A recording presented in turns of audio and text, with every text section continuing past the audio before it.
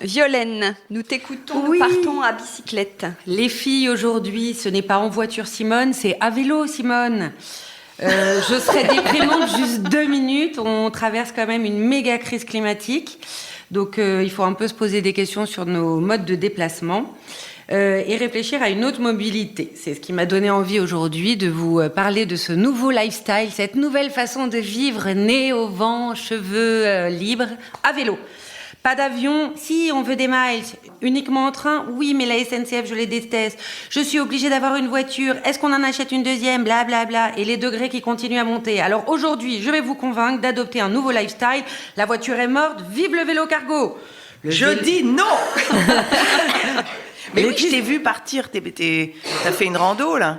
Ouais. T'as fait un énorme truc là. T'en avec, parles à la fin. Ouais. Quelle expérience Ouais. géniale. Donc, évidemment, se mettre au vélo, on peut tous pédaler tout simplement sur un vélo avec 2 roues, 2 pédales, un guidon, tout va bien. Mais aujourd'hui, c'est vrai que la pratique du vélo à assistance électrique a quand même permis à plein de gens qui ne l'auraient jamais adopté. D'ailleurs, moi-même, j'en fais partie, parce que j'ai trop chaud, ça monte, ça descend, il y a des pavés, il y a machin, il y a truc. Donc c'est vrai que l'assistance électrique a vachement généralisé l'usage du vélo. Donc avant, ça, tu c'est pouvais sympa. pas arriver au boulot sans être en nage, Exactement. avec des auréoles sous les bras, quoi. Alors Et donc que là, maintenant, ça te permet de pouvoir Toi, aller... parle de toi. Non, mais je pensais à mon mec, à chaque fois, je lui disais, mais prends le vélo. Il me dit, mais non, avec ma chemise et tout, je peux pas, je vais être en nage. Ouais, donc c'est vrai que le vélo, c'est quand même généralisé avec l'assistance électrique. Donc aujourd'hui, tu en trouves quand même des accessibles, on va dire. Les villes vous aident beaucoup, vous remboursent la moitié, pour la plupart, la moitié de votre vélo, donc c'est pas mal. Et le vélo cargo a quand même franchi un cap de plus, celui de transporter de lourdes charges. Parce qu'avant, oui, mais moi, j'emmène mes enfants à l'école, oui, mais moi, je vais faire mes courses, oui, mais moi, j'adore récupérer des trucs dans la rue, donc il faut que je rapporte ma petite commode. Et ben tout ça est possible avec le vélo cargo, donc c'est génial. Pédalons un peu pour changer la donne, limitons les émissions carbone, faisons de l'exercice quotidiennement, rendons les rues au vélo, déplaçons-nous dès que c'est possible en vélo, prenons le pli. Vous l'avez compris, j'essaye de vous convaincre. Je n'ai pas dit que ceux qui habitent en dehors de Paris ou en race campagne n'avaient pas le droit ou le choix de prendre leur voiture. Je n'ai pas dit que les pouvoirs publics avaient rendu les transports nombreux et gratuits. Je n'ai pas dit que le vélo électrique de surcroît n'avait aucune empreinte carbone.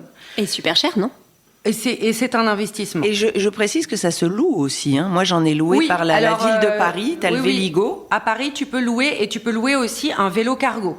Bah oui, mais moi j'ai loué un vélo, le rallongé, là, où tu as 2 places à l'arrière. Là, je viens de faire ça. Bon, après, tu peux le louer qu'une fois pendant 3 mois. Mais si tu bidouilles un peu, mais tu ce qui peux est le pas mal, relouer. c'est que c'est un test. C'est un test. Je trouve Bah, ça, j'en ai acheté un ça malin. derrière. Et ben voilà, tu Ah ouais. testes et ensuite tu dis bah oui, c'est vrai que c'est super. Ah bah c'est génial, etc. mais moi ça change la vie T'as d'avoir. ça chez toi? Alors maintenant j'ai pris pas le rallongé hyper long, j'ai pris avec une place à l'arrière, mais qui est suffisamment. Tu peux mettre jusqu'à 200 kilos sur ton vélo. C'est Gaia, c'est une marque française qui est top. Ah ouais, je crois. J'en suis sûre. Je n'ai pas étudié celle-là aujourd'hui parce que en fait, il y a énormément de marques de vélos qui s'y sont mises, qui sont de plus en plus vertueuses, etc. Donc c'est difficile de faire un choix. Je fais juste une toute petite aparté sur l'empreinte carbone d'un vélo qui n'est pas nulle. En effet, un vélo est en général fabriqué en Asie, pas tous, mais en général fabriqué en Asie, ou alors ses composants sont fabriqués en Asie. Sa fabrication nécessite eau et énergie, de même que les batteries. Selon les sites Équateur, j'ai trouvé une information, c'est 116 kg de CO2 sont rejetés pour produire un vélo d'entrée de gamme. Cela passe à 229 kg pour un VAE, vélo à assistance électrique dernier cri, qui se vend aux alentours de 10 000 €, parce qu'il y a des prix un peu délirants. Ah ouais, mais là c'est énorme là.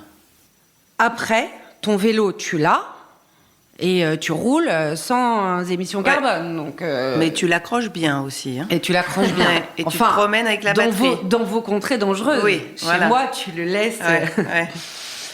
Non, mais il y a des labels et des critères qui limitent l'empreinte carbone de votre vélo et de votre équipement. Et je viens de voir que Toyota France, je ne sais pas si vous avez reçu ce communiqué cette semaine, en partenariat avec 12 Cycle, lançait son vélo cargo électrique fabriqué à Dijon, madame, à base de composants majoritairement fabriqués en France. Pas mal. Combien? Ça suffit. Je parle pas de prix aujourd'hui. Cependant, même si l'empreinte carbone du vélo, c'est ce que je vous disais, même si elle est importante, une fois que vous l'avez, vous pouvez le réparer, vous pouvez l'attacher, évidemment, vous le gardez super longtemps et vous roulez sans plus d'émissions carbone. Donc ça vaut vraiment le coup. Et ça peut aussi, même si vous vous sentez pas de vous passer de votre voiture, ça peut remplacer une deuxième voiture, par exemple, pour des couples qui ont besoin. Donc c'est vraiment une pratique, je trouve, hyper vertueuse pour les villes. Il y a moins de voitures dans les villes, moins de voitures garées. Bon, après, il faut des parkings à vélo, d'accord, mais c'est quand même assez vertueux. Pour vous donner envie de vous y mettre, j'ai sélectionné quelques marques qui poussent le curseur très très loin, soit sur le design, soit sur l'éco-conception. Après, il y a toujours notre bon vieux Décathlon, qui a bien compris qu'on avait besoin de cargo et qui en propose un à 2 899 €, dont une partie peut être prise en charge par la ville, mais je ne sais pas comment ils sont fabriqués. Je n'ai pas enquêté. Donc, j'ai repéré dans mon scope... Alors, c'est vrai qu'on m'a parlé de Gaïa. C'est Hortense qui m'en a parlé en me disant que c'était des vélos assez maniables et légers. Donc ça, c'est très important de choisir un vélo que vous vous sentez de diriger, parce que c'est quand même des grosses machines.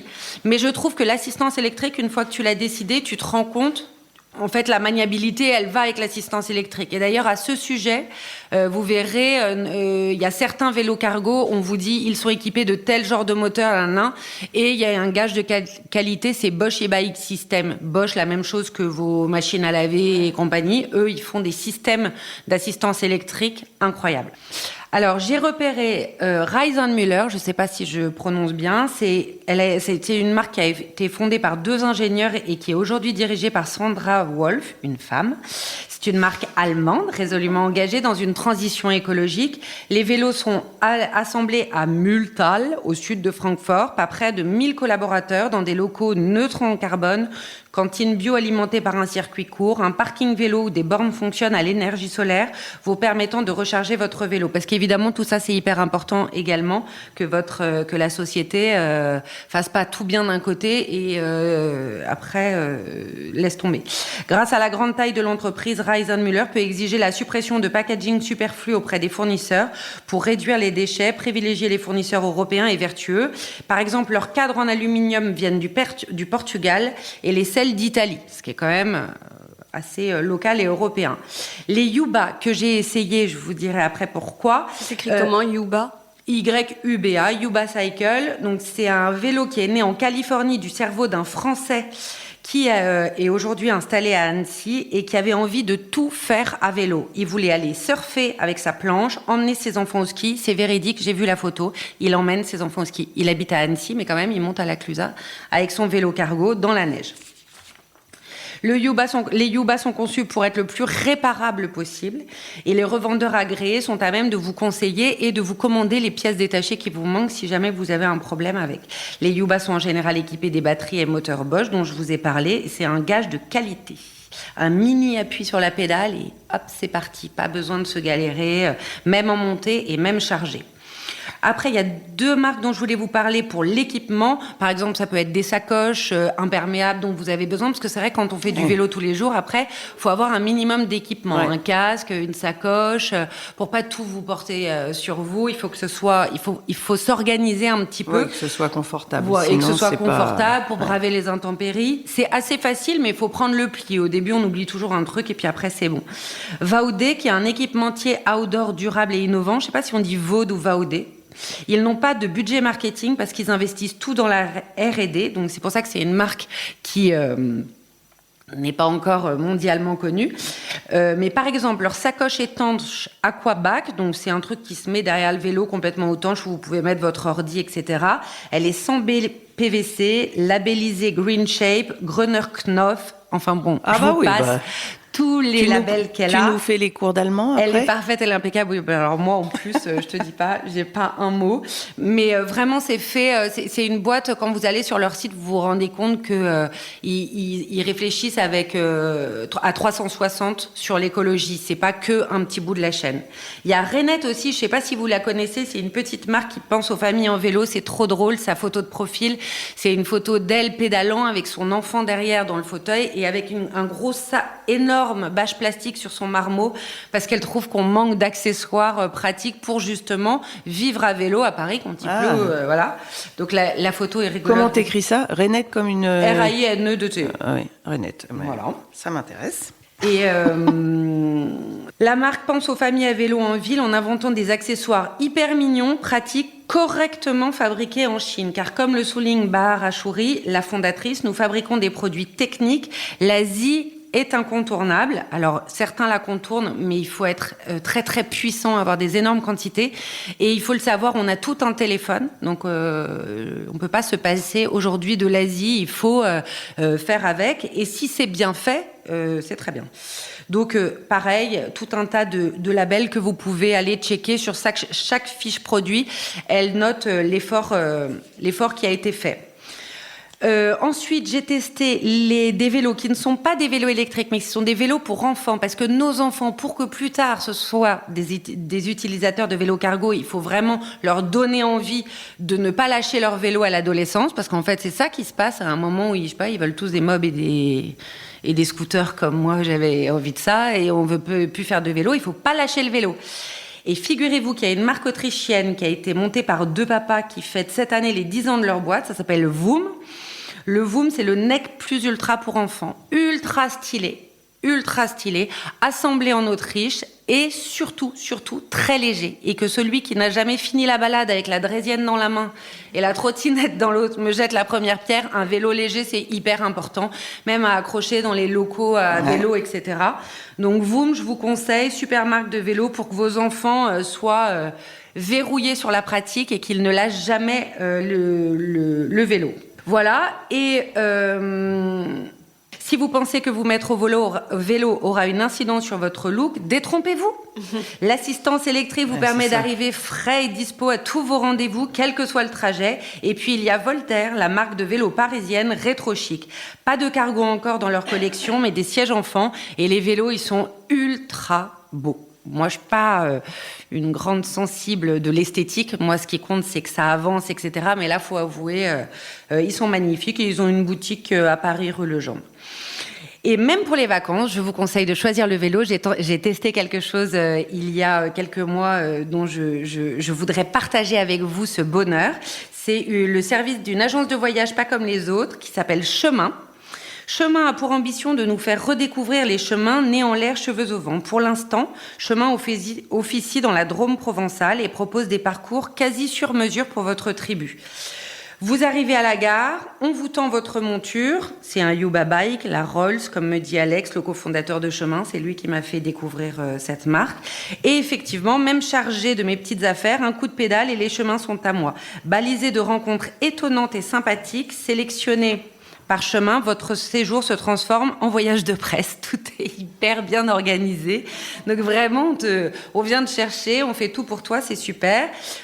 Évidemment, c'est un petit budget. Je conseille ça plutôt pour des week-ends et surtout, comme c'est dans la Drôme provençale, avant les grosses chaleurs. L'idéal est en juin parce que les lavandes, c'est une région de lavandes et de vignes. Les lavandes sont en fleurs et vraiment, c'est incroyable.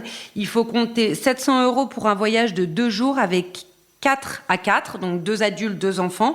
Les enfants sont sur des vélos électriques à partir de 11 ans. Donc ça, c'est assez original parce que d'habitude, on dit, nous, on est en vélo électrique et les marmots, ils pédalent. Donc en fait, eux, ils n'ont pas du tout le même voyage que nous. Et là, tu peux vraiment franchir des petits cols. C'est vraiment super.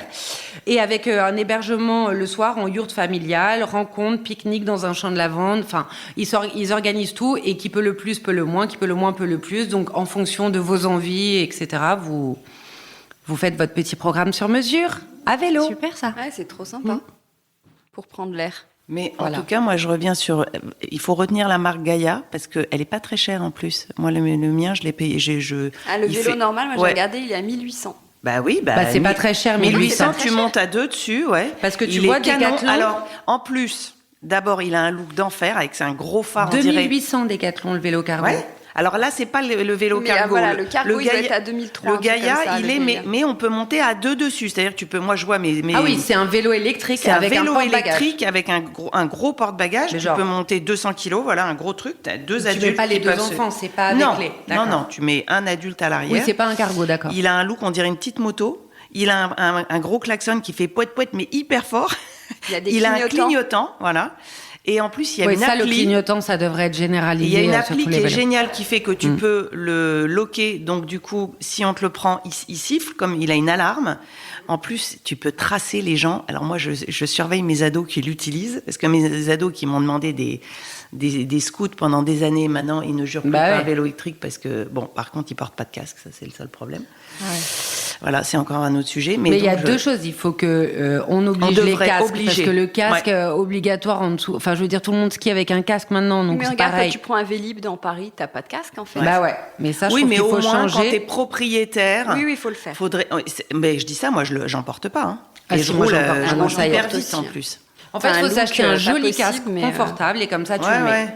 Mais il faut le mettre. Ah oui, t'as une tête un peu d'œuf, quoi. Mais on s'en fout, t'as raison. Tant pis, si tu te casses la figure, tu vois, c'est quand même... C'est vrai. Mais il faut que ce soit obligatoire. Et j'ai remarqué quand même que beaucoup de gens en voiture à Paris haïssaient les mecs en vélo. Ah bah bien sûr. Bah, bien sûr. Faut se calmer. Personne n'aime les vélos. Parce que c'est vrai que c'est les pistes de vélo, enfin les pistes cyclables qui sont quand même un peu mal foutues, mais partout. Parce qu'elles arrivent en sens interdit ou des choses comme ça. ça. Puis elles gênent les piétons. Les piétons, ils aiment pas non plus les vélos. Bon. Disons que c'est pas la Scandinavie, Paris. Ah bah non. Tu vois, donc les gens sont beaucoup moins disciplinés dans les deux sens. Tu vois. Ouais, mais à deux sens, Copenhague, parce tu que t'as plein pédales de pas cyclistes. cheveux au vent et nez en l'air. non, Alors que moi, ce que j'aime, plus c'est track. pédaler tranquillou. À Copenhague, faut clac, clac, clac. Ouais, mais c'est plus...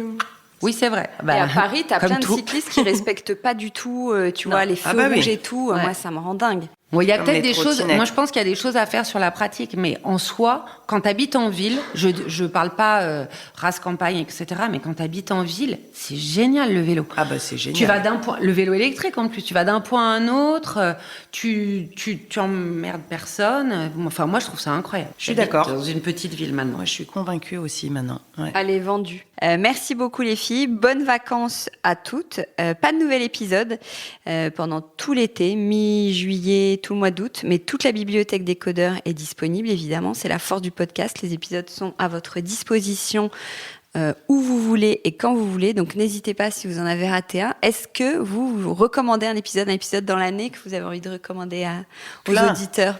J'avais adoré Bill Bokeh, mais j'adore parce que j'adore la peinture et les couleurs. Et puis tous tes petits trucs, les petits trucs rapides aussi, les ding-dong, enfin ding-dong, je sais pas si c'est rapide, mais il y a des petits, les tendances. Il y a plein de trucs pendant que on fait le ménage, pendant qu'on repasse, pendant qu'on se balade, un jogging. Moi, j'aime bien les rencontres et j'ai adoré, justement, t'en parlais, celle avec Julia Rousseau. Parce que j'adore ce qu'elle fait, puis je trouve qu'elle parle de... C'est très large, en fait. Donc, la rencontre, l'entretien, il est assez... Je crois que c'est l'épisode 10 ou c'est un des premiers, ouais. C'est un des premiers. Mais les premiers épisodes, ils sont toujours écoutés. Je suis dedans, moi aussi. Oui, toi, t'es la 2. Je suis la 2. Moi, j'ai bien aimé celui du fondateur de Ukrania. Ah oui. Eh ben super, bonnes vacances. Merci vacances. toi aussi. À bientôt et à la rentrée. Évidemment, à la rentrée. pour de nouvelles aventures. Ciao. Décodeur, c'est terminé pour aujourd'hui. Merci beaucoup d'avoir écouté en entier.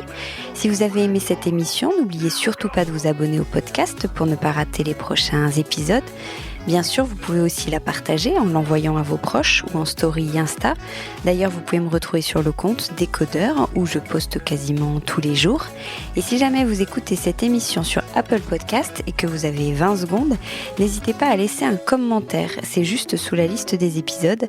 C'est comme partout, plus j'ai d'avis et d'étoiles, plus le podcast se détache et se fait connaître. Voilà, merci beaucoup et à très bientôt alors, ici ou ailleurs.